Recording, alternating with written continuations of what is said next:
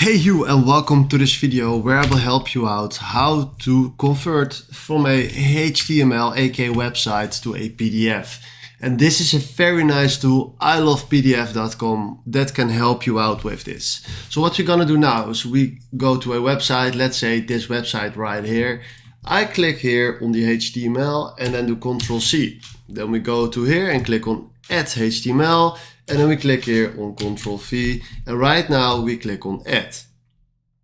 From now he is creating a preview from the website that we scanned in, and here you have a lot of options that you can choose. Now I like this screen size, but from here if you click on landscape and do preview, you can see that he changed the size of the website. Now it was standing in portrait and right now it's standing in landscape.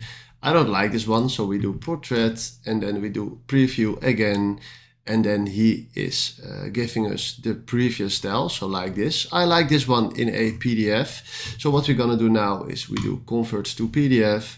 So he's converting it, and after a few seconds we can download the PDF link. So we click on download PDF. Right now he's standing just right here, and if you click on this you can see that we have here the correct PDF file that we needed for our project. So this is exactly how easy it is. Alright, if you found this video helpful, please consider subscribing and give this video a like. And then for now, thanks for watching.